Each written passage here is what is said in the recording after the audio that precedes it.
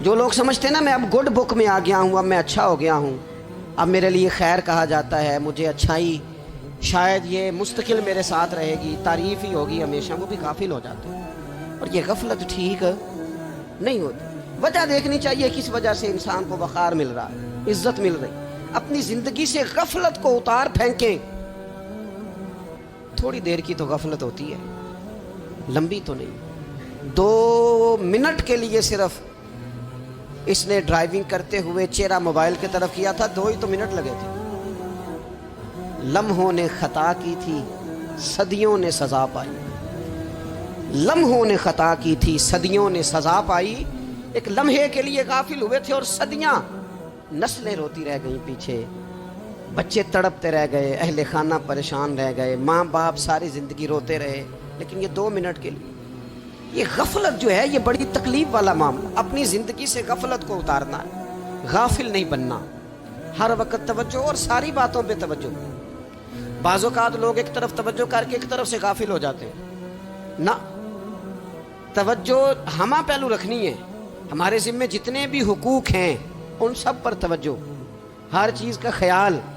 ایسا نہ ہو کہ عبادت کرتے رہ جائیں اور حقوق العباد ہم سے چھوٹ جائیں، اور حقوق العباد اتنے زیادہ ادا کریں۔ صاحب مجھے کہنے لگے ایک دفعہ بڑے وثوق کے ساتھ کہنے لگے جی معاذ اللہ ثم نہیں جی ٹائم ملتا پھر نماز دا کی کریے، روزی کمانا بھی تو عبادت ہے نا۔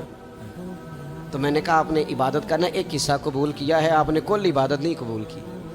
عبادت کل ہے، ہمہ پہلو، ایک حصہ آپ قبول کر کے نکل گئے اور باقی آپ نے چھوڑ دی۔ تو کسی ایک طرف سے بھی غافل نہیں ہونا۔ جتنی ذمہ داریاں ہیں، جتنی ڈیوٹیاں ہیں، ان سب کا خیال۔ اور جو بڑا آدمی ہوتا ہے، بڑا گھر میں بڑا ہو، قبیلے میں بڑا ہو، علاقے میں بڑا ہو، ادارے میں بڑا ہو، کلاس میں بڑا ہو، جو بڑا ہے اس کی تو ساری آنکھیں کھلی ہوئی ہونی چاہیے، ایک ایک پر اس کی نظر ہونی چاہیے کہ میری کہاں ضرورت ہے، کہاں مجھے اشک شوئی کرنی ہے، کس کے ساتھ میں نے کس طرح محبت کا رویہ رکھنا ہے۔ غافل نہ بنے۔ اچھا جی اب کیسے پتہ چلے گا کہ ہم غافل ہیں؟ یہ کیسے پتہ چلے گا؟ آپ کسی بندے سے بھی پوچھ لیں حالات کیا ہیں تو کہتا ہے اللہ کا شکر ہے کبھی کسی کا دل نہیں دکھایا، اللہ کا شکر ہے جی زمانہ ہو گیا 5 نمازیں پڑھتا، اللہ کا شکر ہے جی۔ کیسے پتہ چلے گا غافل ہے؟ پہلی علامت ہمارے علماء اور صوفیاء نے غافل بندے کی لکھی ہے۔ اس آئینے میں نے اور آپ نے اپنا آپ دیکھنا ہے۔ غافل بندے کی پہلی علامت یہ ہوتی ہے کہ وہ دنیاوی کاموں میں چست ہوتا ہے اور اللہ اور اس کے رسول کی فرما برداری میں سست ہوتا ہے۔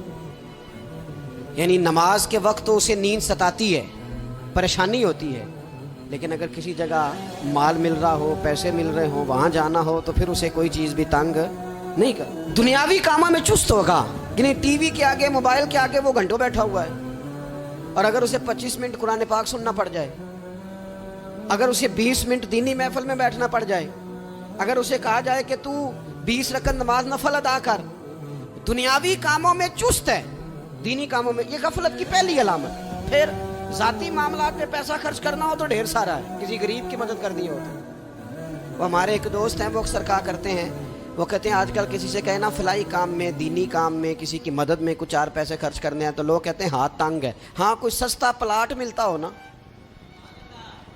اور اگر یہ سمجھ آ جائے کہ وہ مجبور ہے بیچارہ بیچنے والا، تو پھر کہتے ہیں میں 2-3 دوستوں کو پھاڑ لے سن۔ ذاتی کاموں میں جب بندہ چست ہو اور دینی کاموں میں سست ہو تو مطلب یہ ہے کہ بندہ غافل ہے۔ پہلی علامت غفلت کی۔ اور غفلت کی دوسری نشانی یہ ہے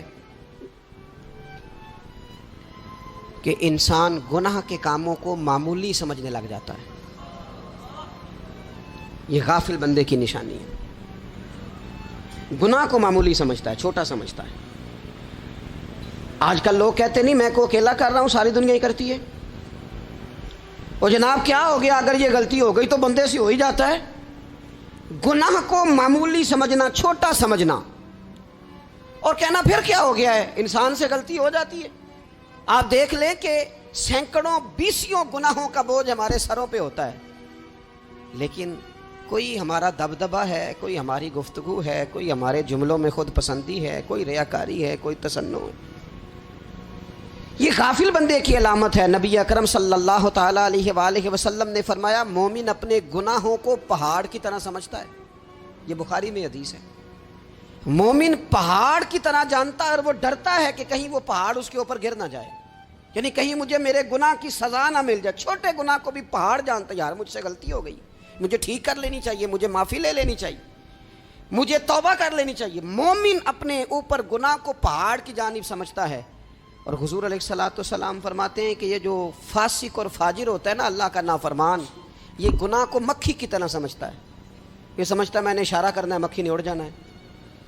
مومن کی علامت یہ ہے کہ وہ پہاڑ جانتا ہے، اگر غلطی ہو جائے تو پہاڑ۔